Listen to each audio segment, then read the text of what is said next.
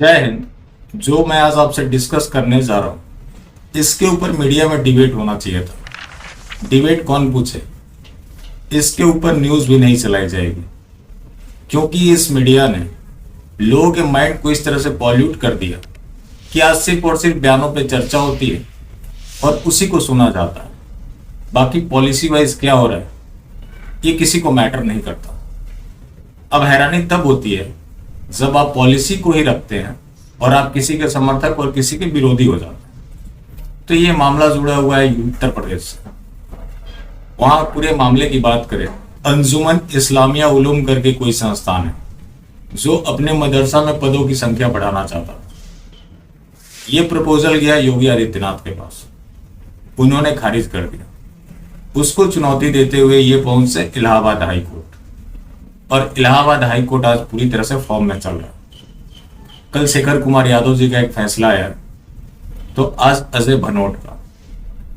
ऐसे जो जज हैं, इन लोगों की वजह से ये आज न्यायालयों की थोड़ी बहुत इज्जत बची है तो बची है। अंजुमन इस्लामिया की याचिका पर सुनवाई करते हुए उन्होंने उल्टा सवाल योगी आदित्यनाथ से पूछ लिया, मतलब उनकी सरकार से पूछा, क्या एक धर्मनिरपेक्ष राज्य मदरसों को फंडिंग कर सकती है? क्या मदरसा आर्टिकल 28 के तहत धार्मिक शिक्षा दे सकता है? आर्टिकल 25 to 30 के तहत जो लोगों को अधिकार मिले हुए, क्या उनको ये धार्मिक संरक्षण देता है? उसके अलावा उन्होंने पूछा, क्या मदरसों में महिलाओं का एंट्री है? अगर नहीं है तो उनके साथ ये भेदभावपूर्ण रवैया क्यों है? इसका जवाब उन्हें 4 हफ्तों में देना है। इसको लेकर अंजुमन जो मदरसा कमेटी है उसने कहा कि नहीं, हमारे यहाँ धर्म के अलावा और भी शिक्षाएं दी जाती है। सरकार बाकी धर्मों के सांस्कृतिक कार्यों को भी तो बढ़ावा देती है, तो मदरसों में सिर्फ मजहबी ज्ञान ही नहीं और भी ज्ञान दिए जाओ। जिन मदरसों की सच्चाई ये है कि जिन काफिरों के पैसों से वो चलता है, वहां पे यही शिक्षा दी जाती है कि सिर्फ और सिर्फ अल्लाह ही पूजनीय है, बाकी किसी को जीने का कोई अधिकार नहीं है। क्योंकि कई ऐसी आयतें हैं जो कि कंट्रोवर्शियल है।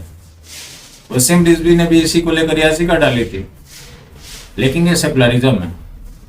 पूरे वर्ल्ड में भारत ही एक ऐसा मात्र देश है जहां काफिरों से पैसे लेकर काफिरों की बर्बादी की शिक्षा दिलवाई जाती है। देते तो वो एक अलग बात है। एकमात्र राज्य है असम, जहां के हिमंता बिस्वा शर्मा ने जितने भी सरकारी मदरसे थे उनको बैन किया। यही सवाल सुप्रीम कोर्ट ने केंद्र सरकार से पूछा था।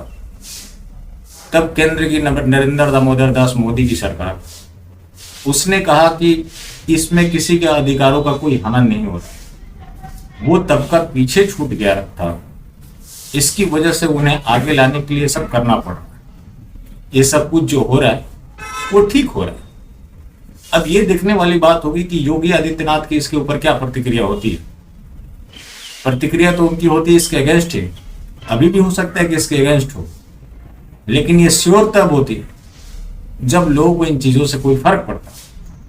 लेकिन लोगों को ऐसी चीजों से कोई फर्क नहीं पड़ता। पॉलिसी किसी के लिए मायने नहीं रखते। ये मायने रखते हैं कि फ्रांस ने ये कर दिया, चाइना ने ये कर दिया, वहां हम जश्न मनाएंगे। लेकिन वैसी एक्टिविटीज को भारत में बढ़ावा दिया जाता है, वहां हमें साफ सूंघ जाता है। हमारी जो राजनीतिक आइडियोलॉजी है वो खराब होने लगती है, जो कि क्लियरली मेंशन है कि कोई भी सरकार धार्मिक शिक्षा के लिए 1 रुपया भी खर्च नहीं कर सकती। फिर सरकार क्यों कर रही है? क्या उनके लिए कोई बोर्ड बनाया गया है? क्या उनको भी फंडिंग दी जा रही है? इन सवालों का जवाब योगी आदित्यनाथ की सरकार को देना है।